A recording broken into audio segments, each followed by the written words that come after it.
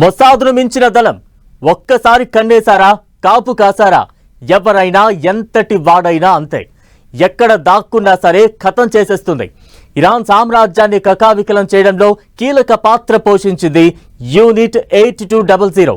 Supreme leader నుంచి Iran కీలక నాయకుల వరకు అందరి జాడను తెలుసుకుని వెంటాడి వేటాడింది. అసలేంటి యూనిట్ 8200? ఇంత ప్రమాదకరం ఎందుకు? ఇరాన్ను ఈ యూనిట్ ఎలా దెబ్బతీసింది? కన్నేశారా, కాపు కాసారా? అంతే, అంతమే. సుప్రీం లీడర్ నుంచి కీలక నేతల వరకు వెంటాడి వేటాడిన యూనిట్ 8200. ఇరాన్ సామ్రాజ్యాన్ని కూల్చిన సైన్యమిది. యూనిట్ 8200 అనేది ఎలా పుట్టింది? గతంలో చేసిన డేంజర్ ఆపరేషన్స్ ఏంటి? అమెరికా, ఇజ్రాయెల్, ఇరాన్ మధ్య కొనసాగుతున్న ఉద్రిక్తతలు అన్ని దేశాలను వణికిస్తున్నాయి. ప్రపంచమే కుగ్రామంగా మారిపోయిన వేళ పశ్చిమాసియాలో పరిణామాలు ప్రతి దేశం మీద ప్రత్యక్షంగానో పరోక్షంగానో ప్రభావం చూపుతున్న పరిస్థితి. దీంతో యుద్ధంలో ప్రతి పరిణామాన్ని, ప్రతి మలుపును దేశాలన్నీ ఆసక్తిగా గమనిస్తున్నాయి. ఇరాన్తో యుద్ధం కొనసాగుతున్న వేళ ఇజ్రాయెల్ అత్యంత రహస్య గూఢచారి విభాగమైన యూనిట్ 8200 గురించి ఇప్పుడు ప్రతి ఒక్కరిలో చర్చ జరుగుతోంది. ప్రపంచంలోనే మోస్ట్ డేంజరస్ అంటే మొసాద్ పేరు చెబుతారు ఎవరైనా. అయితే అంతకు మించి ప్రమాదకరం ఈ యూనిట్ 8200.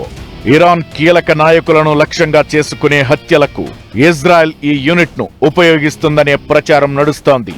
వాషింగ్టన్ పోస్ట్ బయటపెట్టిన నివేదిక యూనిట్ 8200 మీద మరింత చర్చకు కారణం అవుతోంది. Iran supreme leader Ayatollah Ali Khamenei, IRGC అధిపతి మొహమ్మద్ బక్పూర్ లాంటి ప్రముఖుల హత్యల్లో యూనిట్ 8200 కీలక పాత్ర పోషించింది.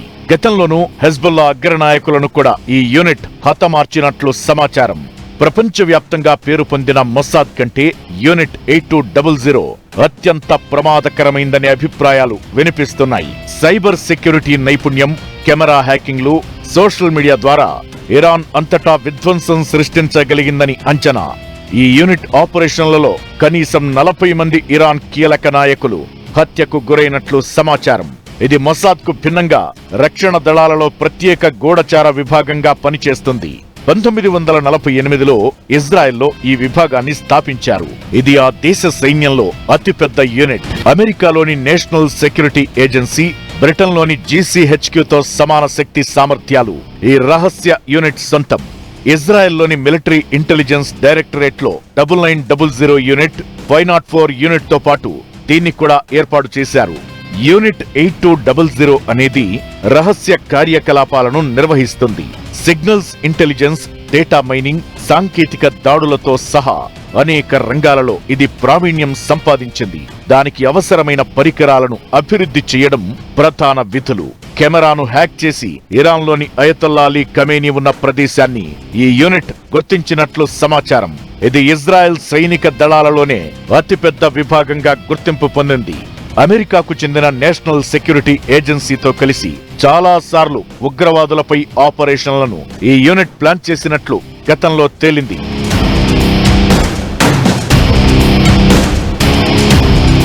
మొసాద్ ప్రపంచంలోనే ప్రమాదకరమైన గూఢచార సంస్థల్లో ఒకటి. అయితే మొసాద్ను మించిన సామర్థ్యం గల మరో ప్రత్యేక దళం ఇజ్రాయెల్ దగ్గర ఉందని చాలా దేశాలకు ఇంతకాలం తెలియదు అనడంలో ఎలాంటి అనుమానం లేదు. అమెరికా, ఇజ్రాయెల్, ఇరాన్ మధ్య ప్రస్తుత ఉద్రిక్తతల వేళ యూనిట్ 8200 పేరు మరోసారి తెరపైకొచ్చింది. దీంతో దాని రహస్య కార్యకలాపాలిప్పుడు ప్రపంచవ్యాప్తంగా చర్చనీయాంశంగా మారాయి. యుద్ధంలో ఇరాన్ కీలక నేతలను కోల్పోయింది. అయితే ఆ హత్యల వెనుక కీలక పాత్ర పోషించింది యూనిట్ 8200. దీంతో ఈ సైన్యంపై ప్రపంచవ్యాప్తంగా చర్చ జరుగుతోంది. యూనిట్ 8200 గతంలో చేసిన ఆపరేషన్స్ ఏంటి? ఈ సైన్యంలో ఎవరెవరు పనిచేస్తూ ఉంటారు? ఈ యూనిట్ ప్రత్యేకతలు ఏంటి? ఇజ్రాయెల్లో యూనిట్ 8200కు ష్మోనే మటైమ్ అని పేరు. ఇందులో ఎవరికి పడితే వాళ్లకు అవకాశం లభించదు.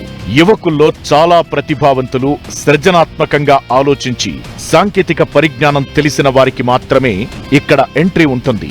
హైస్కూల్ స్థాయిలోనే వారిని గుర్తించి ఎంపిక చేస్తారు.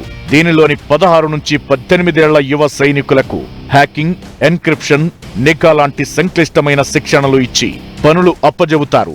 దీనిలో పనిచేసి బయటకొచ్చిన వారిని ఇజ్రాయెల్లోని హైటెక్ కంపెనీలు సరికొత్త ఆవిష్కరణలు చేయడానికి ఎక్కువగా ఉపయోగిస్తూ ఉంటాయి.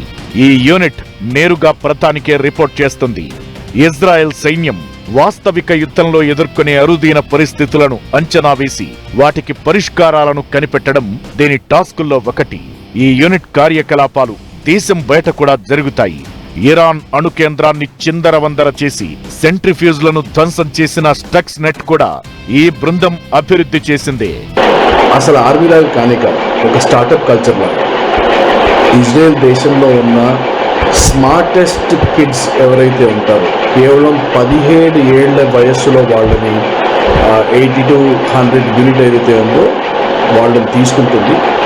అండ్ కల్చర్ స్టార్టప్ లాగా ఉంటుంది.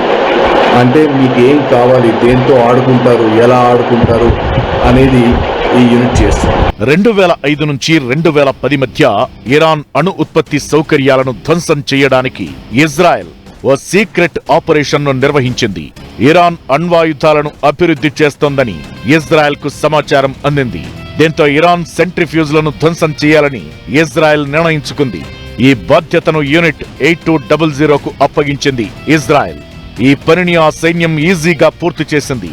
ఇక ఐసిస్ ఓ పశ్చిమ దేశంపై గగనతల దాడి చేయడానికి యత్నించింది. దీనిని యూనిట్ 8200 విజయవంతంగా అడ్డుకుంది. ఈ విషయం 2018లో బయటకొచ్చింది. ఇజ్రాయెల్లో అక్టోబర్ 7 ఘటన తరువాత హమాస్, హెజ్బొల్లాపై దండయాత్ర చేసింది ఇజ్రాయెల్.